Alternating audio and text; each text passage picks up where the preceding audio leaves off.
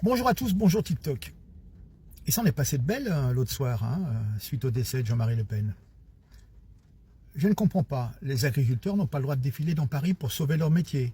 Par contre, la gauche peut manifester pour célébrer la mort d'un vieillard de 96 ans. Monsieur Retailleau, des explications? La gauche est allée jusqu'à donner l'impression de danser sur un cadavre. Les opposants à Jean-Marie Le Pen, qui le considéraient comme le diable de la République, se sont scandaleusement rassemblés à travers la France pour célébrer son décès, brandissant des drapeaux étrangers, lançant des slogans hostiles, comme Le Pen ont eu, Bardella ont aura. Et puis, il fallait aussi, j'ai vu des inscriptions sur Marine et Marion, que c'était des femmes à lapider. Ah tiens, c'est des coutumes islamiques, ça. Voilà, on fête la mort d'un homme décrit comme raciste car il mettait en garde contre l'installation d'une société islamisée. Mais justement, c'est ce qu'il y a actuellement. Donc, quelque part, il avait raison.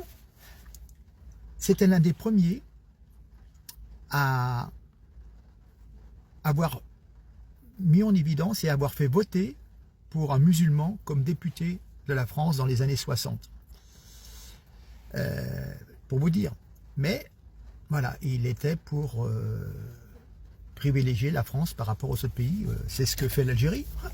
Mais bon, voilà, bref. C'est quand même bizarre, le jour du 10e anniversaire d'un attentat où l'islamisme a voulu museler la liberté d'expression en tuant des journalistes,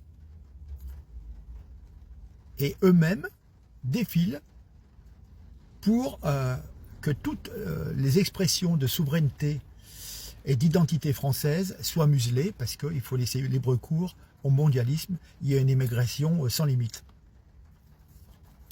On voit un monsieur, je vais vous montrer la photo, qui boit du champagne, et une bouteille qui n'est pas donnée, c'est plutôt vers les 40 €. Alors ce monsieur, il est porte-parole du collectif communiste, antisioniste et LGBTI+, les invertis. Voilà, et ce monsieur se compromet avec des musulmans, enfin des musulmans intégristes. C'est pas la question d'être musulman, la question c'est de vouloir imposer la charia en France. Et ce type ne se questionne même pas sur sa durée de vie quand il serait dans une société complètement islamisée, en étant homosexuel. Ben non, bref, voilà. Puis, vous voyez, la gauche qui donnait des leçons d'humanisme, c'est quoi? C'est toutes ces manifestations de réjouissance suite au décès de Jean-Marie. Oui, on sait quel est le camp de l'indécence, quel est le camp du déshonneur et de l'indignité. Bien sûr, c'est la gauche, celle qui refuse de voir tous les crimes, tous les assassinats, tous les soucis dus à trop d'immigration et à des migrants non choisis qui se comportent en terrain conquis en France. On le voit avec les influenceurs qui crient à l'égorgement de tout ce qui n'est pas musulman. Voilà. Mais tous ces gens, ils ont célébré la mort d'un homme, mais avec un verre de champagne à la main. Ils ont un point commun, ils veulent détruire la France qu'ils n'aiment pas et qu'ils n'ont jamais adoptée. Ils veulent une France multiculturaliste, violente, islamisée, et donc impossible à vendre, impossible à vivre.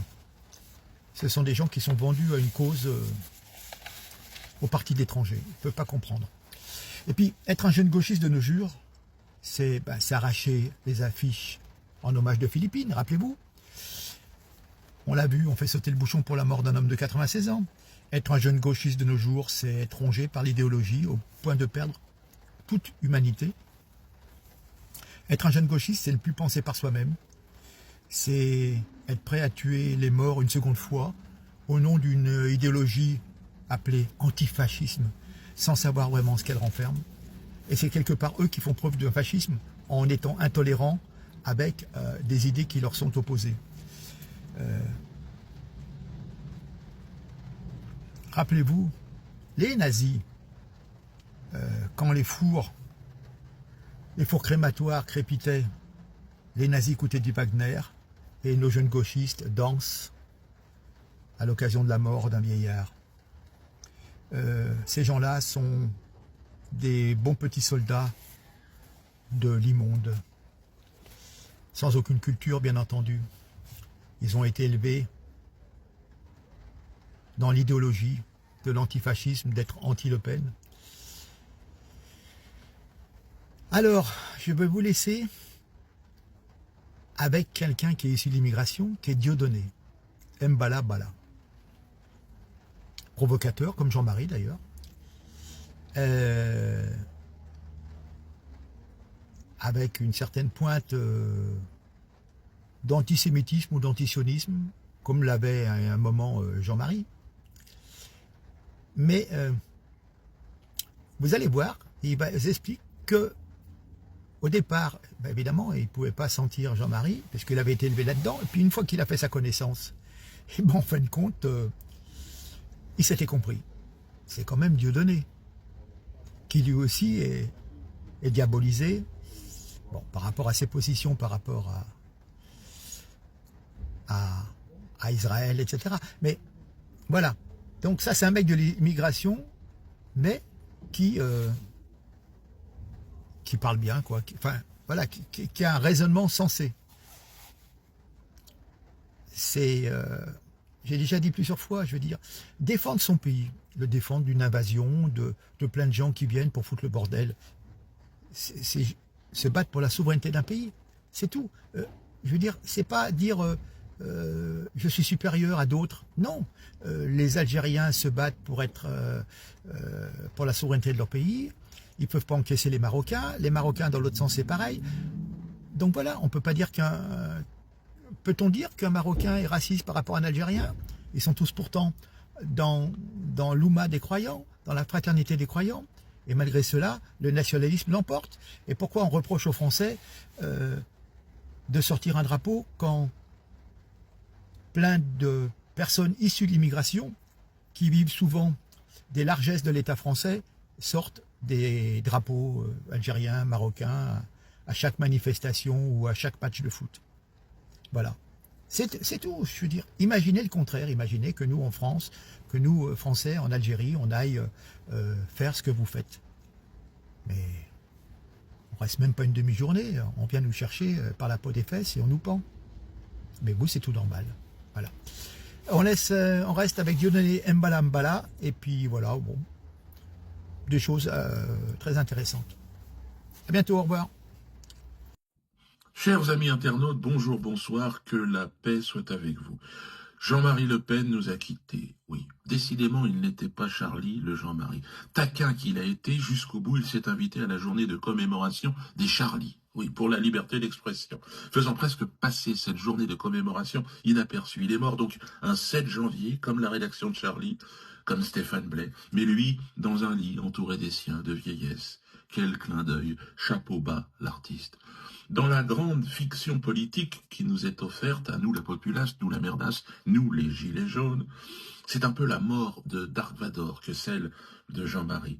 La série aura-t-elle autant d'intérêt après son départ? Qui sera le prochain grand méchant loup? Quelle sera la morale à la fin de l'histoire? Suspense. Moi j'ai vu tous ces jeunes gens festoyer, boire, danser à la mort de Jean-Marie. Des jeunes brebis nourries au sein de la haine antifasciste, antiraciste, une haine que je connais bien. J'ai grandi dans cette haine qui nous était présentée comme légale et bien légitime à nous les afro-descendants. En d'autres temps, je me serais retrouvé moi aussi place de la République pour boire et pisser abondamment sur la mémoire de Jean-Marie. Mais le destin en a décidé autrement. Il m'a poussé à rencontrer celui que je croyais être le diable, et j'ai découvert un homme extraordinaire. Oui, un homme libre, très loin de l'image médiatique qu'il renvoyait.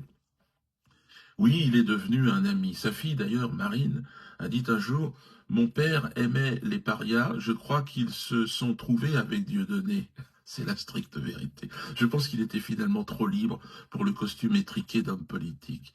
La scène aurait été un espace plus approprié à ce caractère un tantinet provocateur. En tout cas, à ceux qui festoient sur sa tombe aujourd'hui, vous avez certainement réussi à blesser certains membres de sa famille, sa femme, je pense à ses enfants, mais lui aurait trinqué avec vous. Sachez-le, vous vous trompez. Il était en paix, il avait pardonné, il était devenu un homme sage. Donc moi, je vais retourner à mes facéties, je vais faire marrer les gens. Hein, il nous reste ça, le rire, en tournée dans toute la France. Salut Jean-Marie, à bientôt.